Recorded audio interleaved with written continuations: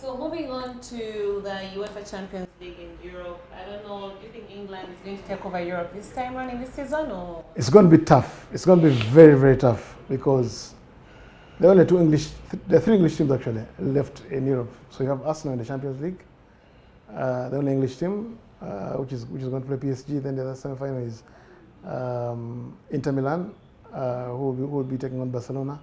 Then in the Europa, you have two English teams. That is United, who will be playing Athletic Bilbao in the semi-final, and then you have Spurs, who will be playing Bodo Glimt.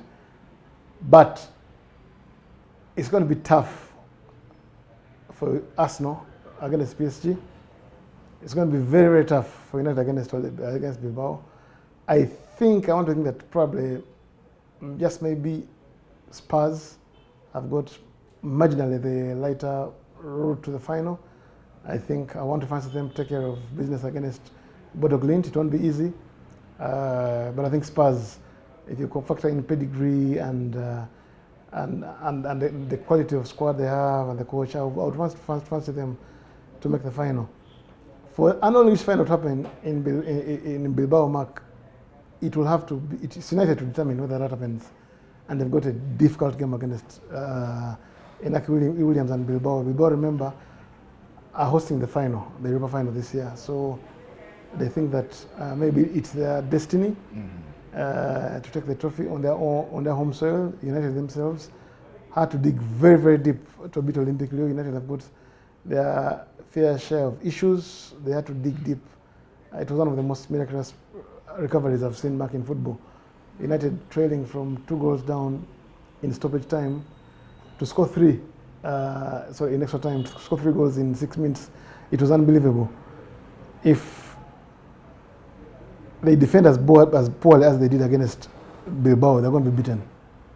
They'll be beaten. Yeah, Bilbao are a much better team than United. Oh, yes. In the team sense of the word. They are stronger on the ball. I mean, they are better on the ball. They score more. They keep the ball better. They've defended better throughout the season. They're in the top 4 in the La Liga, by the way. The difference between them and United in the league championship, for example, is 16 whole points at all. And the goal difference is out of this world. And that is because they've been playing really well. Nico Williams, the young man who is their star, has got 1 or 2 issues with his health, but I think he should be okay for the semi-finals. His older brother, Inaki Williams, leads the line. And they've got, Sanchez and all these other players who can score goals, and they're very well drilled and well coached. And it will be a fanatical crowd. The 12th man has been pushing them on against Rangers and against Roma in the last 2 rounds. They needed the crowd to push them on in those second legs at home. Mark, I think it really worked for them. I think United's biggest problem, Mark, and I know you're going to disagree with me on this one. United have got a dearth of goal scorers. Yeah, I don't disagree. The injury to Ahmad took so much out of United. Rasmus Højlund is torn to pieces for confidence, and that's why you're getting goals from odd places. Lenny Yoro getting a goal here, and then you get Maguire, who is coming in as a makeshift centre forward. You have Maino, who's also being held at the front as a makeshift forward. But these were desperate getting players. Goals from Mugate and Dalo. And Dalo, listen. Backline and defensive midfielders. Yeah, you need your forwards to have confidence. Garnacho seems to have forgotten how to score goals. I thought at 2-0, Mark, in the game against Olympic, 2-0, yes, he had a chance, a one-on-one. Had he scored it, 3-0, there was no coming back for Lyon. There was no coming back for Olympic. So, and that's a problem. Amorim must address going into the Bilbao tie. The chances won't be that many. They won't have as many chances as they got against Olympic Lyon. And listen, they've got the chances they have, because you can be sure that Bilbao will take theirs. Yeah. And you see, Mark, that is, and to make it worse, you've talked about the absence of Amad Diallo. But to make it worse, they've now also lost Joshua Zirkzee. Yeah. Now Zirkzee was the guy who now started to step up and get some goals in there. Scored away at Sociedad, scored away at Lyon. And unlike Højlund, Zirkzee can influence the game in many ways. Great forward play, great footwork, ability to pass and pick up men. Oh yes. And now that lack of scoring. And he scored against Sociedad and Olympic, like you said. Yeah, away. So they're going to miss him in that sense. If United somehow go past Bilbao, because they've got the pedigree and they're United, then I think an All-English final will probably be... will be almost with certain, Spurs, yeah, almost because certain. Bordeaux have played heroics to get to the semis. Yeah. And they actually knocked out last year. That was Yeah, an in a- upset, in a a huge shootout, upset, yeah. yeah. Maybe they've run out, I mean, I don't know. If they get to the final, well and good. But Spurs have the firepower to knock Bordeaux out Oh, and get yes. into the final. Oh, yes. And even if they got into an All-English final with Man United, Spurs have the advantage. Because what has happened is that while Spurs are as vulnerable as United at the back, both teams have been leaking goals all season. Spurs attack with more purpose and score more frequently. Oh, yes. And which is why while these teams are almost at the same point in the table, the goal difference for Spurs is positive 13 or something, and United is in negative. So Solanke, Yeah. Matthew Tell, Because and, back, yeah, you saw them even at the weekend in that loss for them to Nottingham Forest. Yes. A team which was looking to get back into the Champions League places. Forest scored the kinds of goals against Spurs, which United have been conceding as well all season. Oh, yes. The one Oh, from yes. Chris Wood and the other one from Anderson. Those are the kinds of goals United are conceding. But yet, from that point on, Spurs attacked in a way that United don't. Haven't done consistently, except maybe in Europa.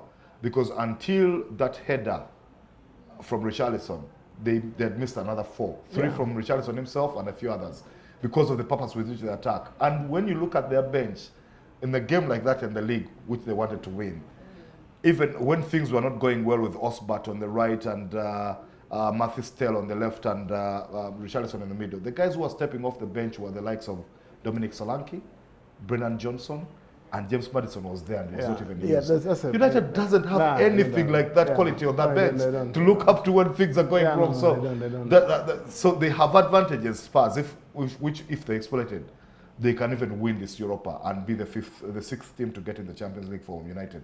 What is working in United's favour against all of these teams is that pedigree. Oh, yes.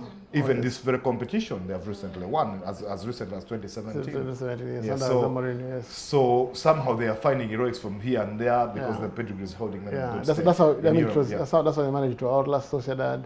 That's how they managed to outlast Olympic Lyon, and even in the final, actually, back United's pedigree. It can help. It might count for help. something against any of the teams, whether Bodo Glimt or Tottenham. Now, for Arsenal, well, I didn't fancy them to knock out Real Madrid. I gave them no chance. You were actually, I'm you spoke with comfortably so much eating- finality. I'm comfortably eating you humble probably pie. need to say sorry. And again, at the risk of looking and sounding foolish, I think PSV will knock them out.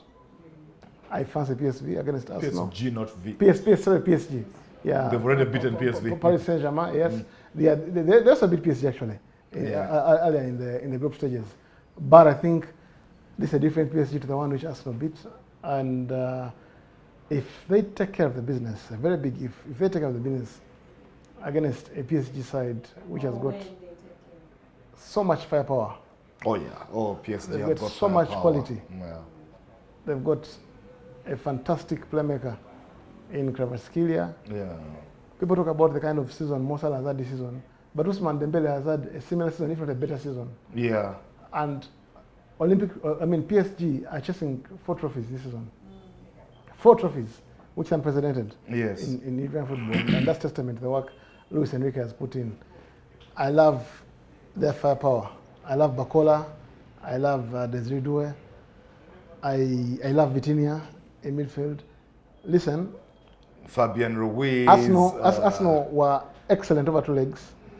They're going to have to be better than they were against Real Madrid. Yeah, I agree. To beat PSG. Mark, I agree with you, and here's why. You talk about PSG's firepower; it's just scary, and yet defensively they've not been very poor as well. Well, they leaked goals against Aston Villa, but I thought some complacency had gone into their game because they won the home game 3-1, and then took a 2-0 lead at Villa Park. Yeah. Some complacency creeps in naturally. Yeah, it does. And listen. And Listen, Aston Villa are are not a championship team. They're a very decent team. Very decent team, yeah. With some very, very good footballers. Who always beat Arsenal by the way they meet them because of Unai Emery. Oh yes. So people might judge that and say that PSG are weak, but they're not. The thing is that one of the things that holds them in good stead, and this we have seen all season, since the departure of Neymar and Kylian Mbappe and Lionel Messi and a few others, even Marco Verratti and now there's guys who have left that team, who we thought had made Colomwani, Colomwani, who we thought had left it weaker because of how good they were. One of the things that have happened is, for Luis Enrique is that he has then made them into a better team than those teams. Even if those teams were more athletic, beautiful to look at, they played beautiful football and won games nicely.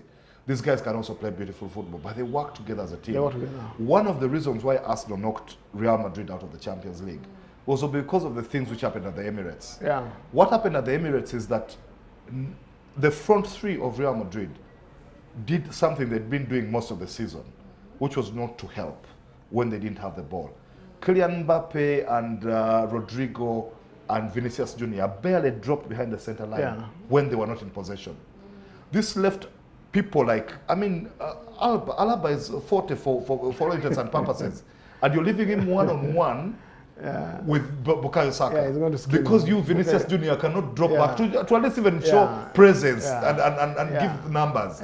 So that meant that people like Camavinga was working double hard, because the other midfielder they were playing there was Luka Modric, another 40-year-old. No, Modric is like 80. Yes, so you can imagine. So Camavinga got sent off for 2 yellows eventually because of the work he had to put in helping that backline of midfielders and guys who are overmatched because three were not working. I mean, PSG, everybody comes back. Oh yes. Even Dembele will drop and help, but Kvaratskhelia, who is talking Luis about, Enrique said, and Doué and Bakola, all these guys. Luis Enrique said that they're going to take the same attitude to all the remaining league games, because they don't want their levels to drop. Yes. The competitive level. They don't want any form of complacency, because he's going for the 4 trophies. Yeah. So he wants them to compete in the league matches as though they are still chasing for the title, in as much as they've It's a good thing, because Mark, that thing is working against Man United. Yeah. Oh yes. Having to switch off in the league and then switch on in Europa. It's counterproductive. They have to do that. If I do it, yes. But PSG are trying that, because one of the things this weekend they drew away. That was their 39th straight game without losing away from home. Wow. It's a stretch of more than 2 years. Wow. And has broken the record AC Milan set in 91, Wow. 92. Wow. The one of Arrigo Sacchi. And then Mark, in the 39 games unbeaten unbelievable. away from home, because Unbelievable. of the effort they're putting into this game. in the unlikely event that Arsenal knock out PSG, I would still not fancy them against either Barca or Inter in the final. Inter. For various reasons. Yeah. I actually think of the two sides, if I was Arsenal fan, I'd rather play Inter than Barcelona, of the two sides. But that is also... I think I'd rather play Barcelona than Inter if I'm Arsenal. That's also a question of choosing the lesser poison. Yes. Because listen, Mark, you'd rather I'd play Barcelona. I'd rather play but Barcelona than Inter. The form in which Barcelona are in right now, if you see the football Lamine Yamal is playing, Ferran Torres, Dani Olmo, Mark, those kids, Gavi, Pedri, Mark, it's frightening. I saw Barcelona playing Mallorca. Yes. It was a 1-0 massacre. Barcelona had 40 shots. They hit the woodwork, they hit the upright, they hit both posts and the upright. Their goalkeeper made like 10 world-class saves. Like how that game ended 1-0. And Lewandowski was not even on that game. He didn't play. He didn't play. Listen, Barca have put 4 and 5 past Madrid this season. This is a young team. This is mobile. It's athletic. It's fearless. Listen, Lamine Yamal, and I'm going to look at the camera and I say this, is playing better football than CR7 and Messi at his age. Played at 17. At 17. Yes, yeah. The records he has, the goals he scored, the assists, and even the trophies, neither Messi nor Ronaldo had them. At 17. At 17. They couldn't have. It's frightening what this kid can do. And listen, when I say I would rather face Inter than Barca, I'm not trying to say, I'm not taking anything from Inter, because Inter are arguably the best coach team in Europe. Yes, yeah. Under Simone Inzaghi. And having come this close after losing to Man City in the final, this could be the year mark. Yeah, it could be. I don't see any weakness in that Inter Milan team. No, they don't have a weakness actually. Jan Sommer is solid in goal. They have a back three which is solid, wing backs who are solid, defensive midfield solid. Yeah. They line up 5 across the middle, and then they've got Nico Barella feeding Lautaro Martinez and Marcus Thuram. Yeah, it's incredible. I think even they have Arnautovic as backup. Yes, oh yes. So They are tough. The reason Barca are probably easier to score against than Inter, which is why I was saying Arsenal should get that. But I'm going to give you two things to mention, which might tell you why Arsenal have a chance to win the Champions League, apart from the tactics and everything. One, PSG have knocked 2 English teams out of Europe in a row. 3 is a hard ask. They knocked Liverpool out and Aston Villa, now Arsenal. I don't remember a team that has knocked the 3 teams from the same league out in the Champions League in consecutive knockout matches. It's tough. Somewhere your luck sometimes runs out. That's an issue. Two, and this one is for you because Mark will laugh at it and other football people. Every year that the Pope has died, we have had a new champion of Europe, and they have been mostly English. In 2005, we lost the Pope, and Liverpool came from 3 down to beat AC Milan in the final. In 2012, we lost the Pope, and Chelsea beat Bayern. They came from down to beat Bayern in the final in the Allianz Arena, the Didier Drogba header. And we lost the Pope in 2022. Is it? 2022-23? No. And Man City won? Yeah. No. No, that one was the former Pope. The But former these Pope, two are the ones I'm talking about. We lost the former Pope, actually. But 2005 and 2012. So, Mark. New winner of the Champions. Mark, new winner Mark, of the listen, Champions Mark, League after that. Mark, I treasure, Or an English Mark, club. I treasure my beard so much. I love this beard. Yeah. If Arsenal knock out PSG, Yes. I'll come with a very shaven beard, and I'll even trim my head. I'll trim everything off. Okay. So that's the bet I have with You're you. losing your facial hair, basically. I'm losing my facial hair. If Arsenal Knock knock out PSG. in the Champions League finals, We'll hold you to that. I'll come with the next show with no beard whatsoever, and I treasure my beard. We'll hold you to that. I am not ruling Arsenal out, so I'm not making any such bets. Yeah, okay.